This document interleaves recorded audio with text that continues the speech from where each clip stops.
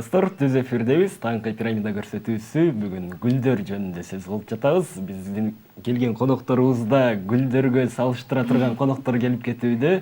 Жана дагы мына ушундай коногубуз келип калган учуру, анда эмесе тааныштырсак. Тааныштырып өтсөк, гүлгө окшогон, чын эле Амир айткандай гүлгө окшогон конокторубуз абдан көп. Бүгүн анда эмесе тааныштырып өтсөк, алдыда бизде The Face кастинг агенттигинин негиздөөчүсү жана продюсер Дилноза Алымова. Саламатсызбы? Саламатсыздарбы. Таңкы маанайларыңыз кандай? Силер менен башталган үчүн эң жакшы. Эртерээк туруп, мындай ойгонуп, көбүрөөк иштерге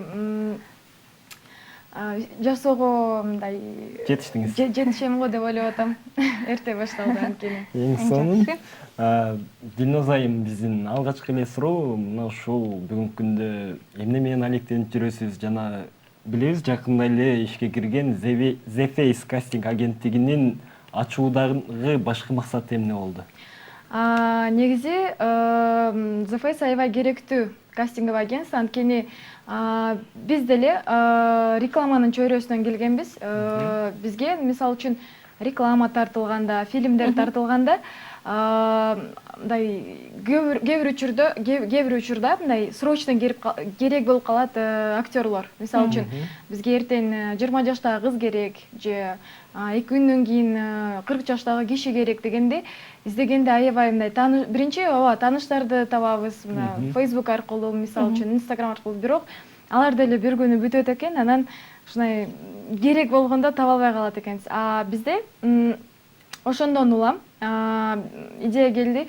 Биз актерлорду профессионалдуу жана өзүнү рекламада, фильмдерде көргөндөрдү бир база жасап туруп, мындай мисалы үчүн мен режиссер катары кирип, мага там поискке жазам, бул мындай деп, кыз 20 жаш, мындай бойдо, анан карап чыгам, мага жагат, мен айтам, мына допустим 705 номер, 125 номер, ошол кыздарды мага проба чакырып бересизби же жөн эле съемкага дароо эле чакырыңыз десе, биз чалабыз, макул болсо, гонорары менен сүйлөшсөк, анан ошондон улам эки тарап, то есть актерлор керек болгон учурда актерлору бар, тартылгысы келгендер тартылат. Демек, сиздер менин түшүнүкчө актерлорду даярдап бересиздер. Мектеп бул даярдап бересиздер да? Азыркы учурда бизде кастингде болгон актерлор айтышат бизге мындай курс кылып бербейсиздерби? Актер болгубуз келет. Биз мына фильмдерге кастинг кылып бергенде, өткөндө эле жакында буюрса бир фильм чыгат. Ошол фильмге кастинг жасап бергенде, ал жерде биздин базадагы кыздар келген, балдар келген. Анан алар 9 ай болду биздин агентство, 9 айдан бери кастингдерге барып жүрүшөт. Анан өздөрү байкашты, өзүнүн мындай дикциясы жетпегени, үнү жетпегени, анан актердук чеберчилиги жетпегени, аракеттери бар, барышат. Анан өздөрүн көрсөтүшөт, бирок эмнегедир режиссерлорго мындай балким жагат, бирок аларды алышпайт. Анткени алардын тажрыйбасы жок, кандайдыр өзгөчө керектүү актерлорго сапаттары, тажрыйбасы дегендей. Менимче, ушундай образование болсо, чындыгы эле мындай жардам берген, алар кастингди аткарып беришсе, мисалы үчүн бир кызды мындай ошондо балким аларды алып калышат. Ошондон улам биз балким курсу жасайбыз деп ойлоп атабыз. Биринчи азыр биздин мастер-классты азыр даярдап атабыз. 29 июнда болот, 6:30 ал Айзада Жамгырчиева алып баруучу. Анан ал бизде алып баруучу болом дегендер деле көп. Ошолорго мындай пробный мастер-класс жасап атабыз. Ошол мастер-класс буюрса ийгиликтүү өтсө, биз ошол направлениеде ишти жүргүзөбүз. Жакшы, ал эми мына ушул мастер-класс жөнүндө сурагым келип турат. Ал мастер-класска канча жаштан баштап катыша алышат, кимдер катыша алат деген суроо? Бизде чек жок. каалагандар катыша берет. Алар сезишсе, ооба мен Айзадан окугум келет, ооба мага анын тажрыйбасын билгим келет, балким мындай сунуштарын, советтерин дегендей. Келгиле, биз ачыкпыз, ооба эшик ачык. Ошондой эле биздин агентство жөнүндө көп режиссерлор билет, бирок мындай жашы улуу муундагы адамдар коркушатпы билбейм эмнеге. Бизде жаштар көп, там 16 жаштан 25ке чейин, бирок 30, 40, 45, 50 чактагы актер, актрисалар, адамдар мындай тартылгым келет дегендер аз.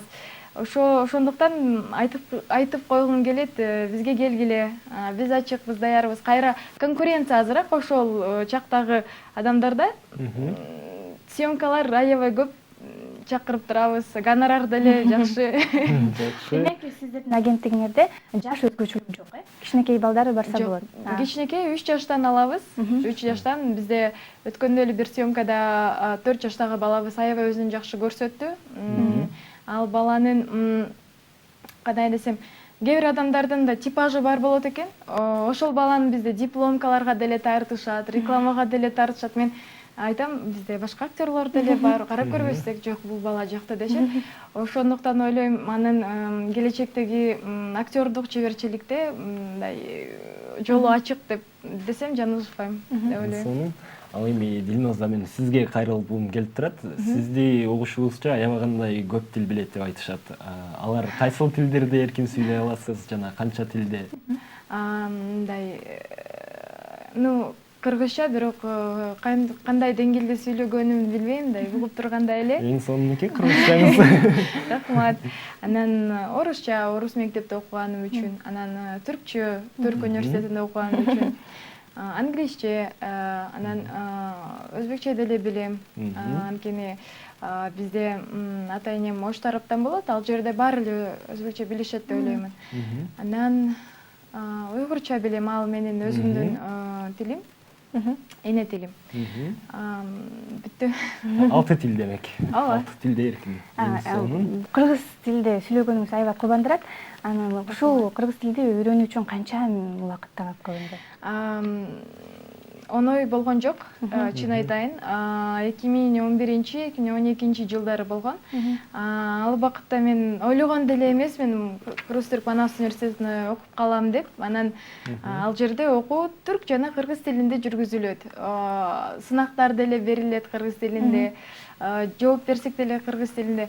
Бизде мындай вышмат дегенде, вышмат болгон биринчи курста. Анан мамылча, сапча дегендерди мен отургам. Как будет деп, анан тажашты менден айтышты, үйрөн. Бир аз үйрөндүм, бирок кыргызча сүйлөй албай калдым. Анткени акцент бар, баары эле күлөт. Анан ойлодум, же баары ушинтип күлүп жашоом өтүп кетет, же бир нерсе кылыш керек деп. Анан күлүшсө деле сүйлөй берип, азыр күлүшсө деле анча көп күлүшпөй калды. Ал эми күнүмдүк турмушта кыргызча сүйлөйсүз? Ооба. Үй бүлөдө. Үй бүлөдө кээде болуп калат, но күнүмдүк жашоодо болундай. Мисалы үчүн общественный транспортто жүрүп калганда, коомдук транспортто дейли. Аялдамада токтоп коюңуз десем күлүшөт аябай. Жагат ошентип сүйлөсөм. Кийин эже канчадан десем деле күлүшөт. Кыргызча билесиңби деп коюп мындай арзандатсам, кел ала кой деп түшүрүп беришет. Жакшы, эң сонун. Бул суроону бизге келген ар бир айымга узатып жатабыз.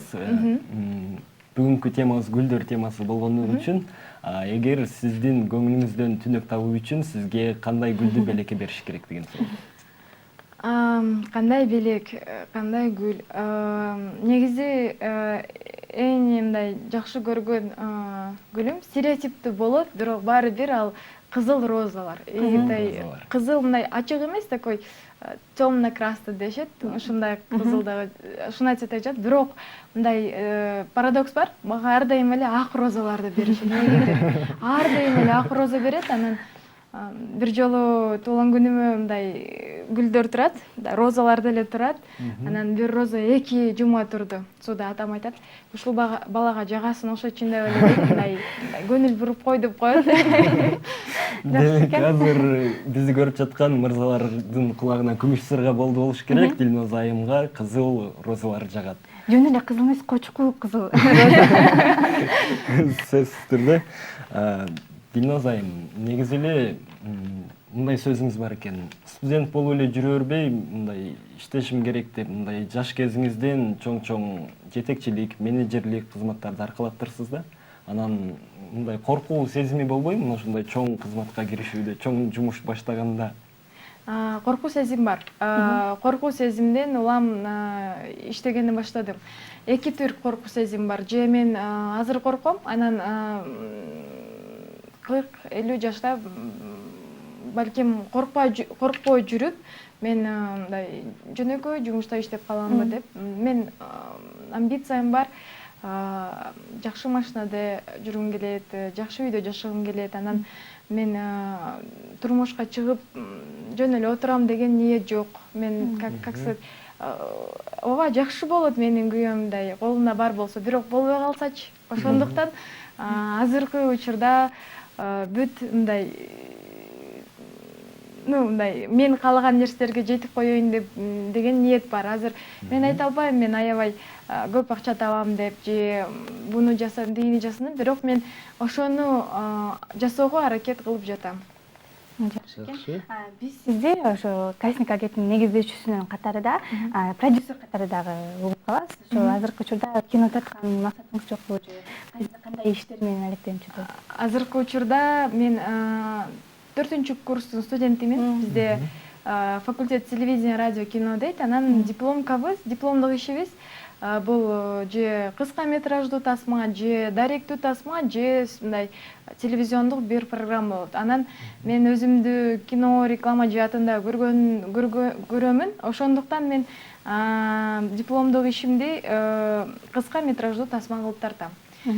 Бул тасмадан кийин белгилүү болот. Мен тасма тартканы жараймынбы, же жокпу, же продюсер боло аламбы, же режиссер балким боло аламбы деген.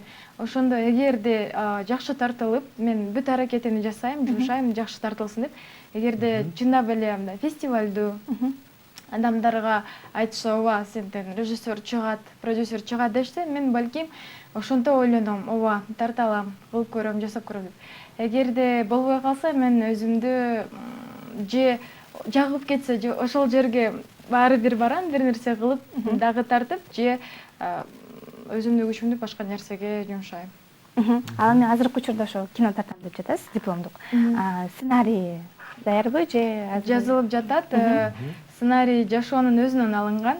Өзүңүз жазып? Өзүм жазып жатам, бирок ал чындап эле жашоодо болгон нерсе. Анан аны мен агайга айтып бердим, мындай болот эне деп. Агайлар бул агайлар. Алар билишет, алар айтат.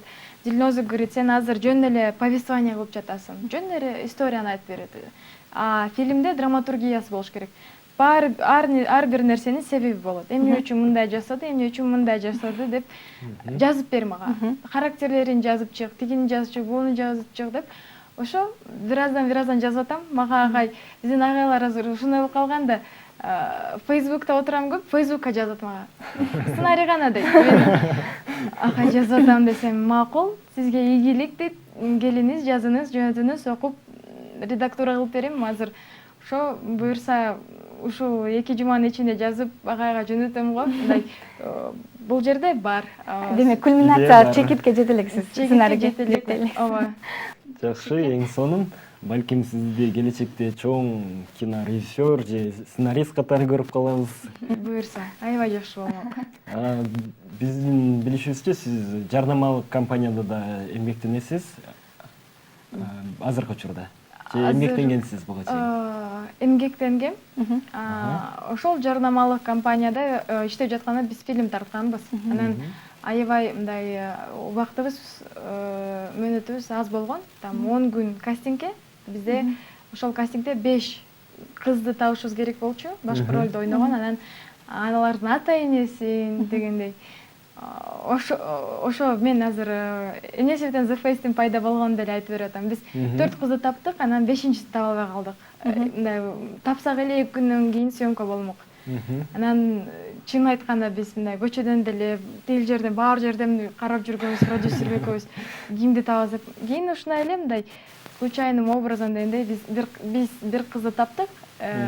Анан ал менен чектелген жок. Ата энесин таптык го, бирок бизге массовка керек болуп калды. 200-300 киши, анан ал массовканы табуу үчүн бизде 10 саат деле болчу. 10 сааттын ичинде ушунча адамды табыш, мындай табуу оңой иш эмес, чын айтканда. Анан ошол себептен деле бизде ошол агентство бар азыр. Массовка же тине мындай любой ролдорго биз актерлорду табып беребиз. The Face-ке кайра келип калды. Эмнеден сөздү баштасак, ошого келип калды. Эң сонун Дилноз айым айтсаңыз, негизи эле ушул кино дүйнөсүнө жаңыдан киришип келаткан инсан катары бүгүнкү күндө кыргыз киносуна эмнелер жетишпейт, жана балким баары жетиштүү, баары жакшы, же балким бир нерселер кошуу керек деген сыяктуу. Менимче биздин кыргыз киносу аябай өнүгүп келе жатат. Мени аябай бул кубандырат, бул факт. Анткени байкасак деле биздин ошол эле дипломдук ишти жасагандар Канныга чейин барып келип жатышат. Анан толук метраждуу тасмалар деле Атанын керези мисалы үчүн же башка фильмдер фестивалдарда катышып келип жатышат. Бул эмне жөнүндө айтат? Бул айтат, биздин режиссерлор акча табуу гана эмес, адамдын рухун өстүрүү, аларга мындай эмне болуп жатканын көрсөтүү, анан чыныгы эле мындай глубокий мындай фильмдерди, мындай пустой эмес, глубокий керектүү фильмдер тартылганы айтылып келатат. Ооба, бул коммерциялык пайда алып келбейт, акча бербейт, бирок башка өлкөлөргө реклама кылат, анан биздин өзүбүздүн элге көрсөтөт. Мындай бизде проблемалар бар, же мындай плюстарыбыз бар дегенди. Анан коммерция жаман деп айтпайм. Коммерциялык фильмдер деле аябай жакшы. Адам келип өзүнүн акчасын берсе, бул менимче тоже искусство, да? Ошону деле кантип кылганды билиш керек. Бизде мисалы үчүн кээде болот жакшы фильмдер, рекламасы аз болуп калат. Кээде жаман фильмдер рекламасы прям укмуш эле болот, ошону деле акча табышат. Азырынча мындай нерсе жок. Ой, кино тартыш оңой эле экен го, мындай камераны алабыз, досубузду чакырабыз, кино болуп калат депчи. Балким ушундай убакыт болгон. Ооба, менин эсимде бар, биз фильмдерди көргөндө ошондой эле тартылып калган го деп ойлогонбуз. Бирок азыр фильм тартуу үчүн минимально $20,000 кетиришип атат. Орточо где-то $50,000 кетип атат. Анан жакшы камера алышат, профессионалдуу иштеген инсандарды. Даже биздин бизге агентствага кайрылышат, айтат, бизге профессионалдуу кастинг жасап бергиле деп. Ошол жерден деле байкаса болот, биздин кинобуз, кыргыз киносу сандан сапатка өтүп жатат. Ооба, азыр балким Казакстандын рыногу же Өзбекстандын рыногу менен балким пока чыга албайт, бирок биздин баары бир биздин фильмдерибиз чыгып атат. Мисалы үчүн ошол эле В поисках мамы аябай ийгиликтүү болду. Анан Мегатой деген тасмасы. Менимче Сүйүн Өткеевинен Руслан Акунга бардык режиссерлор рахматын айтыш керек, анткени Казакстанга жол ачышты дегендей. Ушундай эле жакшы тартылып, ошол Казакстанда, Өзбекстанда прокатка чыгып калса, Россияда чыгып калса, дүйнөгө чыгып калса, кандай сонун болмок деп ойлоймун. Эң сонун, эң жакшы. Негизи ушул кино десе эле биз бир кинону көрүү үчүн кыска эле убакыт кетет, аны коротуп салабыз. Ал эми кадр сыртында канча жумуштарды мына сиздер көрүп билип келе, аябагындай түшүктүү көрүп келе жатасыздар. Ушул кадр сыртында кыйынчылыктар болобу? Мисалы, бир жаңы кинону баштаганда тоскоолдуктардан улам ал долбоор ишке ашпай калган учурлар болду беле? Кудайга шүгүр, мен канча жерде иштесем деле андай нерсе болгон жок, бирок ооба болот. Мен кайсыл режиссер, кимдерде эмне болгонун айткым келбейт, бирок случайларды деле айтып калсам, баары бир бизде баардыгын билишет дегендей. мисалы үчүн биздин эле фильм тасманы айтсак, бизде бир кыздын атасы бир аябай белгилүү актер болчу. Кыргыз драмада иштеген актер, режиссер, кайдымдай көрсөңүз аябай ответственный киши да. Анан съемка саат 6-да. Кечинде сүйлөшкөн байке, мынча гонорарыңыз, мынча мындай роль, сөздү жөнөттүм, мындай кийинип келесиз деп. Анан саат 4-тө ойгонгом. 4-тө ойгонуп, мындай баарына чалып чыгышым керек. Сиз келиңиз мынча, сиз келиңиз мынчага, уялбастан уктап атса деле, бир нерсе болуп атса деле. Анан 4-төн баштап чалсам албайт. Анан ойлодум, балким уктап атат деп саат 5-те чалдым, албайт. Анан саат 6 болуп кетти. Биз локацияда жүрөбүз. Бир съемочный күн минимум $500 болот. То есть бул баары камераны арендага, зарплатасыз калбайт да башка адамдар. Анан мен аябай корктум. Анан жакшы биздин съемочный группада айтып калышты, оба чындыгында эле биз сага айткыбыз келген жок, балким бул киши келбей калат деп, анткени ал киши съемкаларга постоянно келбейт дейт.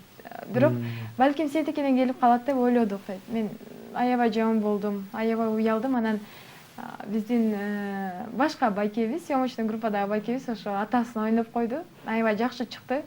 Анан ойлодум, тиги байке керек жок деле болгон окшойт деп, кайра мындай бүт нерсе жакшылыкка жасалат окшойт деп. Анан бир жолу бизде бир балдар массовканы биз силерге даярдап беребиз дейт, 100 кишини таап беребиз дейт. Анан ох дедим, аябай жакшы болду дедим. Макул дедим, акчасын төлөп беребиз, эч нерсе болбойт, чакыргыла. Анан съемка саат 12-де, саат 12-де түнүндө мага жазышат, кечирип коюңуз, биз таба алган жокпуз дейт. Мен аябай жиним келди. Анан мен 12-де жазбаганда, чалбаганда кана мага список керек, жөнөткүлө десем да саат 2-3-төрдөн баштап жаздым, азыр деп, түнкү 12-ге чейин жетип калды. Анан 12-де кечириңиз деп мынча мага кат жазат. Эмне кантип жардам бере алам дейт. Мен айттым, мага массовканы табып бергиле, ошентип жардам бере аласыздар. Табышкан жок. Анан мен саат 12-де отуруп алып, 2-3-кө чейин жазып, продюсерге айттым, Шайможи дедим, бизде массовка жок болуп атат, ушунай десем, ал деле жаман болду. Экөөбүз саат 2-3-кө чейин отуруп, кийинки съемочный күнгө ошол 100 кишини таптык. Аябай ответственный күн болгон. Ал жерде не только съемочный күндүн акчасы, анан аябай белгилүү адамдар келген. Алар кечириңиз, келиңиз деп 10 кишини бир убакта топтоо аябай оор, мындай белгилүү инсандарды. Ошолорду топтодук. Массовка болсо жасаган эмгектин баары эле мындай жокко кеткен болмок да. Таптык. Оба оор болду, бирок максатыбызга жеттик. Мен аябай кубанычтамын ушунай. Дилноз айым, маегибизди келечекке болгон пландар менен жыйынтыктасак, алдында кандай максаттарыңыз бар? Ошону бөлүшүп өтсөңүз. Кандай максаттарым бар? Биринчиден университетти ийгиликтүү аяктасам, аябай жакшы болот. Анан кыздын барар жери үйө дешет, ошондуктан буюрса, жакшы киши табылса, турмушка курууга даярмын дегендей. Анан ошондой эле The Face аябай күчтүү чоң компанияга айланышына ишенем. Башка өлкөлөргө чыгуусуна ишенем. Анан биздин компаниябыз актерлорду профессионал кылып даярдоочу болсо, анан өзүмдүн деле башка чоң проекттерим болсо, аябай кубанат элем. Жакшы, эң сонун. Жакшы, келечекте жакшы пландарыңыз бар экен. Биз анын аткарылышына тилектешпиз. Максатыңызга жетиңиз. Сизге чоң рахмат. Таң эрте биздин жаштарды шыктандыра турган, мотивация бере турган маек куруп бердиңиз. Чоң рахмат сизге. Сиздерге чоң рахмат чакырганыңыз үчүн. Мен аябай кубанычтамын мени чакырып турушканда. Силерге ийгилик. Ар дайым каждый день келип саат эртең менен 6-7-лерден жумушуңарды баштайсыңар, анан бизге жакшы маанайды тартуулайсыңар. Чоң рахмат. Рахмат сизге. Ардактуу телекөрүүчүлөр, бизде мейманда The Face кастинг агенттигинин негиздөөчүсү жана продюсер Дилноза Алымова болуп өттү. Ал эми биз азыр бир музыкалык тыныгуудан соң кайра көрүшөбүз.